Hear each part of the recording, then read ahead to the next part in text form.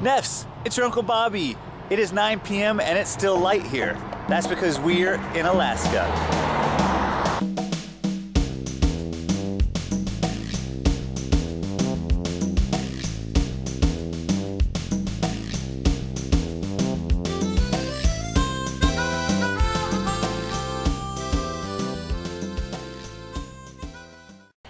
Traditionally, all of our dancing up north we did during the winter when there's not much else to do, and all the animals migrated away, and all the plants and berries are buried under the ice and snow, and it's 65 below zero outside. And guess what? We don't go outside. Our winter houses were very small, and people would cram inside the community house to watch the dancing, but the bonus of that is the more bodies, the more heat you have in the house. And add drumming and dancing, then that room temperature is going to rise up. And that's good when it's 65 below. But our first dance is a welcome dance.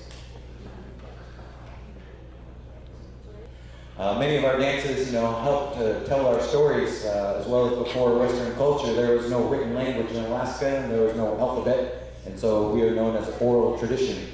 And so our dancing helped to tell our stories. They would tell about everyday life, some dances have no meaning at all, such as this first one. It's just a welcome dance, and so we're welcoming you to the Heritage Center here, and you can go ahead and take photos, you can go ahead and take video. We only ask that you keep it for your personal use, but otherwise, sit back, relax, and enjoy the show.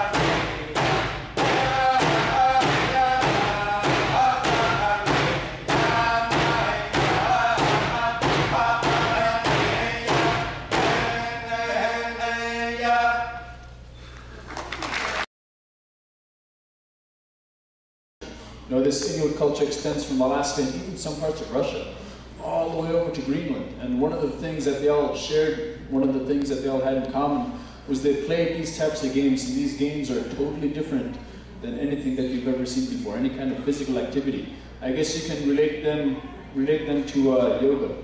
The closest thing that I can relate them to is extreme yoga. It involves jumping, it involves kicking.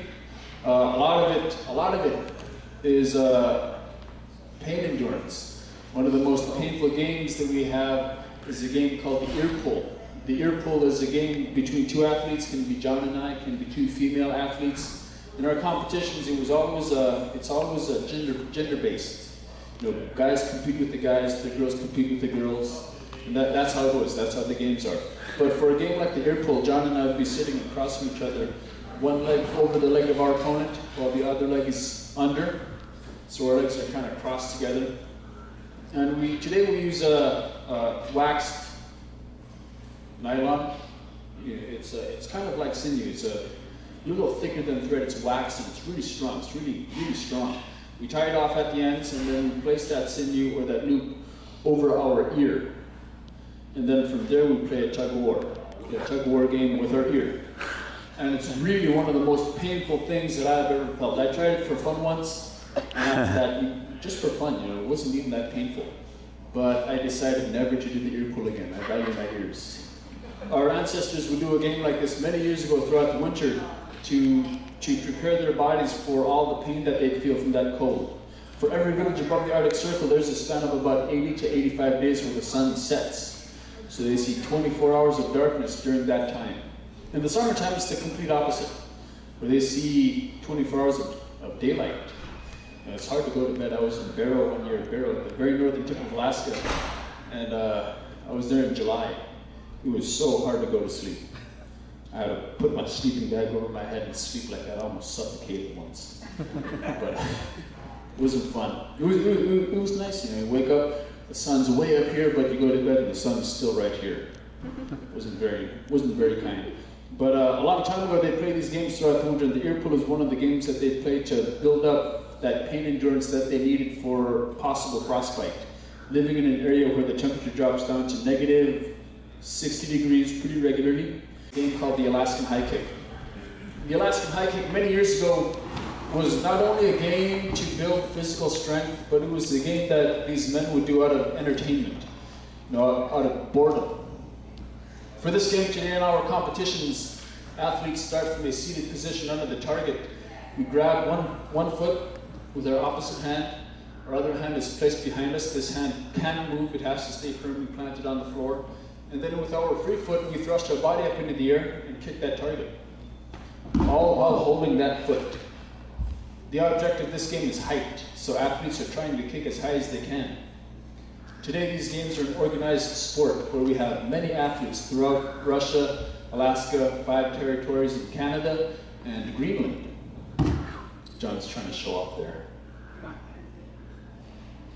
There you go. Wow. Nice. That was impressive, John. He hasn't been able to do that in a while. I learned just recently he gained a bunch of weight.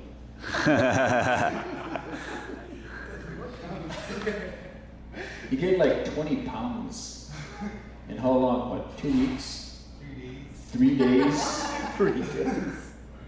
You need to go to the doctor, man.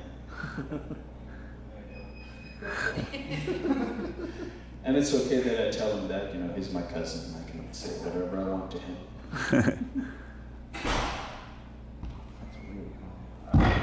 He was a little uglier.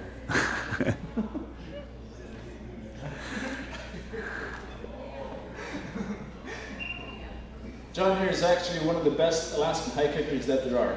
Out of 10,000 athletes, and that ranges from Russia all the way over to Greenland.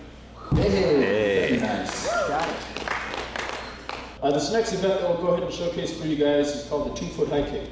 The 2-foot high kick many years ago was a way for messengers to communicate. Today this is a game where we're testing our skill, our endurance, our jumping ability, and everything else.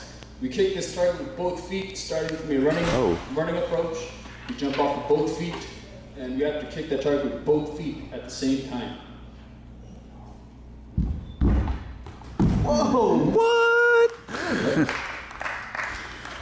A messenger, you know, let's say 800 years ago, after his whaling crew went out and successfully harpooned and killed a bowhead whale, he ran back to the village as fast as he could. There you go, good job. Man. When he was within visual distance of that village, he'd start to jump up and throw both feet high over his head. That could be a mile out, that could be a mile and a half out. That ice out there is really flat. You know, the environment that we live on is flat, and you can see for miles and miles. And this is a very dramatic movement.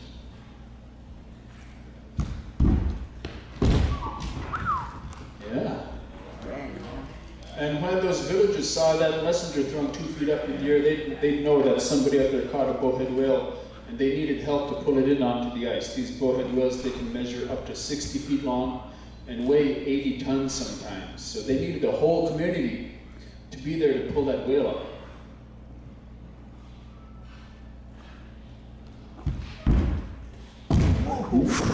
Pretty impressive, John.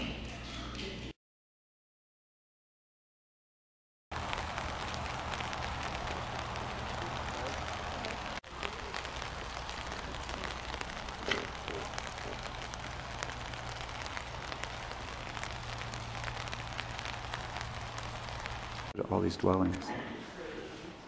Someone's calling. This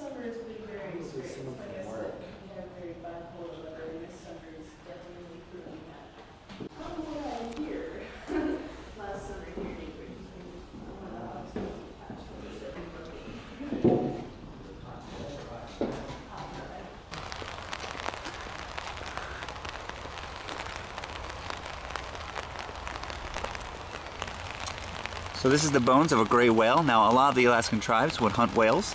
Not all of them, but some of them. And once they had gotten a whale, this one whale could feed 100 people for a year in their tribe. And so a lot of these tribes only had to hunt 3 or 4 of those whales. Once they got them, they would smear their blood on themselves as a way of gratitude and thanks for the sacrifice the whale had made. And then they would use every single part of the whale, just not for meat, but for meat and oil and the hides and for everything. Up north they use it for caribou too. Really? You get the really long ones, tangle up. All right. This is called a luchchuk. It's used to walk on ice. You have an ice pick here at this end that you use to test the ice. And if you ever fell through, you're supposed to turn it sideways and stop yourself from going any further. Then you use this hook here to grab something and pull yourself out. So that there is the traditional entrance to the hut we were just in, where the gentleman was singing. And what it is, it's a really small hole that goes down below ground and then goes up a little bit into the space. And the reason that is because cold air sinks low and hot air rises high. And so basically, you could keep all the hot air inside of the room if you exited by going below and coming back up. So that tunnel might have been cold, but once you got into the space, it would have been warm and toasty from the fire and whatnot.